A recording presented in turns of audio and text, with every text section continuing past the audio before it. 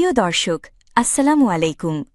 পুরোদমে চলছে বিশ্বজুড়ে যুদ্ধ, উত্তেজনা, প্রতিপক্ষকে ১ ইঞ্চিও ছাড় না দেওয়ার হুঁশিয়ারি দিচ্ছে পরাশক্তিরা। জানিয়ে দিব এই মুহূর্তে হাতে পাওয়া ভয়ঙ্কর কিছু আন্তর্জাতিক আপডেট বাংলা সংবাদ। ভিডিওর শুরুতেই থাকছে আজকের গুরুত্বপূর্ণ সংবাদ শিরোনাম। শুরুতেই জানিয়ে দেব, ইরান বলছে কূটনীতির দরজা খোলা, ইসরায়েল জানালো হামলা চলবে। জানিয়ে দেব, মধ্যপ্রাচ্যে বিশ্বের সবচেয়ে বড় বিমানবাহী রণতরী মোতায়েন করছে যুক্তরাষ্ট্র। এরপর রয়েছে সংঘাতের মধ্যে তুরস্কে গেলেন ইরানের পররাষ্ট্রমন্ত্রী। সর্বশেষ থাকছে ফের ক্ষেপণাস্ত্র ছুড়েছে ইরান, নিরাপদ আশ্রয় খুঁজছে ইসরায়েলিরা। শুনছিলেন সংবাদ শিরোনাম, এবার বিস্তারিত। প্রিয় দর্শক, আপনি যদি এই চ্যানেলে নতুন হয়ে থাকেন, চ্যানেলটি সাবস্ক্রাইব করে আমাদের সাথেই থাকুন। ইরান বলছে কূটনীতির দরজা খোলা, ইসরায়েল জানালো হামলা চলবে। ইরানের পররাষ্ট্রমন্ত্রী আব্বাস আরাকচি বলেছেন তাদের পারমাণবিক কর্মসূচি শান্তিপূর্ণ এবং তারা এখনও কূটনৈতিক সমাধানে আগ্রহী। তবে তিনি স্পষ্ট করে দিয়েছেন এর আগে ইসরায়েলকে তার চলমান হামলা বন্ধ করতে হবে।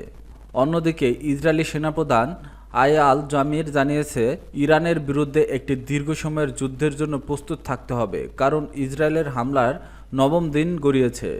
এদিকে যুক্তরাষ্ট্রের প্রেসিডেন্ট ডোনাল্ড ট্রাম্প তার গোয়েন্দা বিভাগের প্রধান তুলসী গ্যাবার্ডের বক্তব্যের সঙ্গে দ্বিমত প্রকাশ করেছে।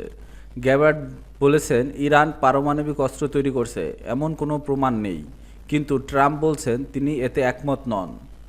আন্তর্জাতিক পরমাণু শক্তি সংস্থা জানিয়েছে ইসরায়েলের হামলার পর ইরানের নাতানজ পারমাণবিক কেন্দ্রে তেজস্ক্রিয় ও রাসায়নিক দূষণের আশঙ্কা দেখা দিয়েছে, যদিও এখন পর্যন্ত কেন্দ্রটির বাইরের পরিবেশ কোনো রেডিয়েশন বৃদ্ধি পায়নি।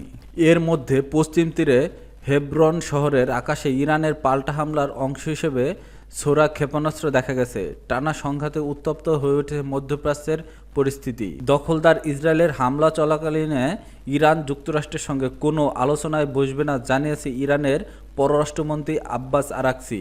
খবর বিবিসির। সুইজারল্যান্ডের জেনেভায় শুক্রবার আলোচনায় মিলিত হয়েছিল ইরান ও ইউরোপের একাধিক দেশের পররাষ্ট্রমন্ত্রীরা। বৈঠক শেষে ইরান জানায় দখলদারদের হামলা চলাকাল থাকা অবস্থায় তারা যুক্তরাষ্ট্রের সঙ্গে কোনো ধরনের আলোচনা করবে না। পাশাপাশি যে কোনো আলোচনায় বসার আগে জঘন্য হামলার দায়ে ইসরায়েলকে আন্তর্জাতিক বিচারের আওতায় আনতে হবে বলেও স্পষ্ট জানিয়ে দেয় তেহরান।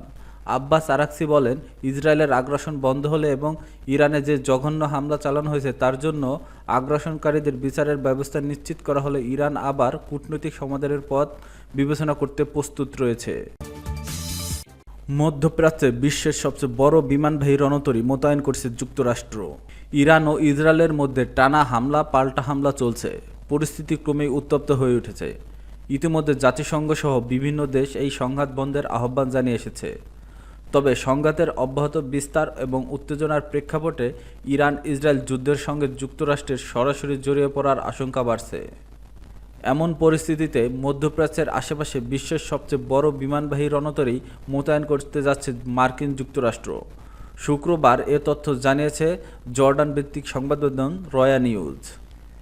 একজন মার্কিন নৌবাহিনীর কর্মকর্তার বরাত দিয়ে রয়া নিউজ জানিয়েছে ইউএসএস জেরাল্ড আর ফোর্ড বিমানবাহী রণতরী আগামী সপ্তাহে ইউরোপীয় জলসীমার উদ্দেশ্যে রওনা দেবে। ইরান ও যুক্তরাষ্ট্রের ঘনিষ্ঠ মিত্র ইসরায়েলের মধ্যে সংঘর্ষ শুরুর পর অঞ্চল জুড়ে উত্তেজনা বৃদ্ধির প্রেক্ষাপটে এটি হবে মধ্যপ্রাচ্যের আশেপাশে মোতায়েন তৃতীয় মার্কিন ক্যারিয়ার। নৌবাহিনীর ওই কর্মকর্তার মতে ইউএসএস জেরাল্ড আর ফোর্ড আগামী 24 জুন সকালে তার হোম পোর্ট ভার্জিনিয়ার নরফোক থেকে ইউরোপের উদ্দেশ্যে রওনা হবে। এটি তার পূর্বনির্ধারিত মোতায়েনের অংশ। এর আগে গত বৃহস্পতিবার প্রেসিডেন্ট ডোনাল্ড ট্রাম্প জানিয়েছে তিনি সরাসরি ইরানের বিরুদ্ধে সামরিক হস্তক্ষেপে যাবেন কিনা সে বিষয়ে সিদ্ধান্ত নিতে আরও 2 সপ্তাহ সময় নেবেন। 2017 সালে কমিশনপ্রাপ্ত এই জাহাজটি যুক্তরাষ্ট্রের সবচেয়ে আধুনিক ও পরমাণুচালিত প্রধান নির্বাহী রণতরী। 1 লাখ টন ওজনের ওই জাহাজটি বর্তমানে মার্কিন নৌবাহিনীর প্রযুক্তিগত দিক থেকে সবচেয়ে উন্নত এবং শক্তিশালী ক্যারিয়ার হিসেবে গণ্য করা হয়। প্রতিবেদনে রয়া নিউজ জানায় বর্তমান ইউএসএস কার্ল ভিনসন কয়েক মাস ধরে মধ্যপ্রাচ্যে মোতায়েন রয়েছে এবং এটি ইয়েমেনে হুতিদের লক্ষ্য করে চালানো মার্কিন বিমান হামলার অংশ নিয়েছে। সাম্প্রতিক দিনগুলোতে যুক্তরাষ্ট্র ইউরোপ জুড়ে অবস্থিত বিভিন্ন ঘাঁটিতে বড় সামরিক পরিবহন বিমান পাঠিয়েছে এবং কাতার অবস্থিত আল উদেইদ বিমান ঘাঁটি থেকে বহু বিমান সরিয়ে নেওয়া হয়েছে। ধারণা করা হচ্ছে সম্ভাব্য ইরানি হামলার আশঙ্কায় এই ব্যবস্থা নেওয়া হচ্ছে। এদিকে শুক্রবার নিউ জার্সিতে সাংবাদিকদের সঙ্গে আলাপকালে প্রেসিডেন্ট ডোনাল্ড ট্রাম্প বলেছে, ইরানের বিরুদ্ধে চলমান যুদ্ধে ইসরায়েলের জয় লাভ করছে। ইসরায়েল যেহেতু বর্তমান জয়ের পথে রয়েছে, তাই তাদের এখন হামলা বন্ধ করতে বলা আমার জন্য সহজ নয়। ট্রাম্প বলেন, যদি কেউ জয়ী হয় তাহলে তাকে হামলা বন্ধ করতে বলা কঠিন হয়ে পড়ে, কিন্তু কেউ যদি পরাজিত হয় তখন তাকে থামতে বলা সহজ হয়। তবে আমরা আলোচনার জন্য প্রস্তুত আছি এবং ইরানের সঙ্গেও কথা বলছি, কী হবে দেখা যাক। এ সময় ট্রাম্প দাবি করেন, চলমান যুদ্ধে ইসরায়েল ইরানের চেয়ে ভালো করছে। তিনি বলেন, ইসরায়েল যখন জয়ের পথে থাকে তখন তাদের থামানো কঠিন হয়ে পড়ে। ইসরায়েল খুব ভালো করছে যুদ্ধে, আর ইরান তুলনামূলকভাবে কম সফল। বিশ্লেষকরা মনে করছেন, ট্রাম্পের এই মন্তব্য স্পষ্ট হয় তেল আবিবের সামরিক অভিযানের প্রতি ওয়াশিংটনের সমর্থন অব্যাহত রয়েছে। অন্যদিকে দখলদার ইসরায়েলের হামলা চলাকালীন ইরান রাষ্ট্রের সঙ্গে কোনো আলোচনায় বসবে না বলে জানিয়েছে ইরানের পররাষ্ট্রমন্ত্রী আব্বাস আরাকচি। খবর বিবিসির। সংঘাতের মধ্যেই তুরস্কে গেলেন ইরানের পররাষ্ট্রমন্ত্রী। ইসরায়েলের সঙ্গে চলমান সংঘাতের মধ্যে ইসলামিক সহযোগিতা সংস্থার সম্মেলনে যোগ দিতে তুরস্কে পৌঁছেছেন ইরানের পররাষ্ট্রমন্ত্রী আব্বাস আরাকচি। খবর আল জাজিরার। রাষ্ট্রীয় সংবাদ মাধ্যম সংস্থা ইয়ং জার্নালিস্ট ক্লাবের তথ্য অনুযায়ী আব্বাস আরাকচি আঙ্কারার পৌঁছেছেন। এই সম্মেলনে বিশ্বের 40 জনেরও বেশি পররাষ্ট্রমন্ত্রী অংশ নেবেন। শুক্রবার জেনেভায় ইউরোপীয় প্রতিপক্ষদের সঙ্গে আরাকচির সাক্ষাৎকারের পর এই বৈঠকে অনুষ্ঠিত হচ্ছে। এর আগে ইরানের উপর ইসরায়েলের হামলার প্রেক্ষাপটে তুরস্কের প্রেসিডেন্ট রিসেপ তাইয়েপ এরদোগান মার্কিন প্রেসিডেন্ট ট্রাম্পের সঙ্গে দুবার ফোনালাপ করছে বলে জানা গেছে। শুক্রবারের ভাষণে ট্রাম্প ইরানের বিরুদ্ধে সামরিক অভিযান বন্ধ করার জন্য ইসরায়েলের উপর চাপ সৃষ্টির সম্ভাবনাকে খাটো করে দেখছেন বলে মনে হচ্ছে। প্রসঙ্গত, গত 13 জুন থেকে ইরানের পারমাণবিক স্থাপনা লক্ষ্য করে হামলা চালিয়েছে ইসরায়েল। জবাবে ড্রোন ও ক্ষেপণাস্ত্র দিয়ে পাল্টা হামলা অব্যাহত রেখেছে তেহরান। পাল্টাপাল্টি এই হামলার উভয় দেশের বহু মানুষের হতাহত হয়েছেন। ফের ক্ষেপণাস্ত্র ছুড়েছে ইরান, নিরাপদ আশ্রয় খুঁজছে ইসরায়েলিরা। ইসরায়েলি ভূখণ্ড লক্ষ্য করে ক্ষেপণাস্ত্র ছুড়েছে ইরান। শনিবার 21 জুন বাংলাদেশ সময় ভোর 6টার দিকে ইসরায়েলের প্রতিরক্ষা বাহিনী IDF এমনটা জানিয়েছে।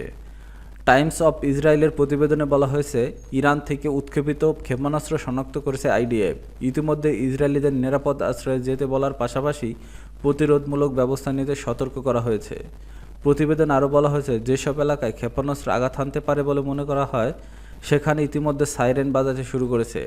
তবে ইরান থেকে ঠিক কতটি ক্ষেপণাস্ত্র ছোড়া হয়েছে এবং ইসরায়েলের কোথায় এগুলো আঘাত হানতে পারে এ বিষয়ে তাৎক্ষণিকভাবে কিছু জানায়নি IDF। এদিকে নিজেদের ভূখণ্ডে ইসরায়েলি বাহিনীর আগ্রাসন বন্ধ করে কূটনৈতিক আলোচনার বিবেচনা করার কথা জানিয়েছে ইরান। শুক্রবার জেনেভায় ফ্রান্স, জার্মানি, যুক্তরাজ্য ও ইউরোপীয় ইউনিয়নের শীর্ষ কর্মকর্তাদের সঙ্গে বৈঠক শেষে এমনটা জানিয়েছে ইরানের পররাষ্ট্রমন্ত্রী আব্বাস আরাকচি। একই দিন মার্কিন প্রেসিডেন্ট ডোনাল্ড ট্রাম্প বলেছেন, আলোচনা চালিয়ে যেতে তিনি ইসরায়েলকে বিমান হামলা কমানোর জন্য চাপ দেওয়ার সম্ভাবনা কম। ট্রাম্প বলেছেন, আমার মনে হয় এখনই সেই অনুরোধ করা খুব কঠিন। অন্যদিকে ইসরায়েল প্রতিরক্ষা বাহিনীর প্রধান ইয়াল জামির বলেছেন, বছর পর বছর ধরে ইরান হামলার প্রস্তুতি নেওয়া হচ্ছিল। সাম্প্রতিক মাসগুলোর কঠোর গোপনীয়তা বজায় রেখে হামলার প্রস্তুতি ত্বরান্বিত করা হয়েছে। শুক্রবার ইরানে নতুন করে হামলা শুরু করছে ইসরায়েল। অন্যদিকে ইসরায়েলের হাইফাতে ইরানের ক্ষেপণাস্ত্র হামলায় আহত বেড়ে 23 জন দাঁড়িয়েছে। তাদের মধ্যে 3 জন গুরুতর আহত হয়েছেন। ইসরায়েল সেনাবাহিনী জানিয়েছে, ইরান সর্বশেষ 25টি ক্ষেপণাস্ত্র হামলা চালিয়েছে, তবে হামলার মধ্যে দক্ষিণ ইসরায়েলে কেউ আহত হয়নি। অন্যদিকে ইরান ও ইসরায়েলের মধ্যে চলমান সংঘাত নিয়ে সতর্ক করছেন জাতিসংঘের মহাসচিব আন্তোনিও গুতেরেস। শুক্রবার জাতিসংঘ নিরাপত্তা পরিষদের এক বৈঠকে উদ্বোধনী ভাষণে তিনি বলেছেন, এই সংঘাতের বিস্তার এমন এক আগুন জ্বালাতে পারে যা কেউ নিয়ন্ত্রণ করতে পারবে না।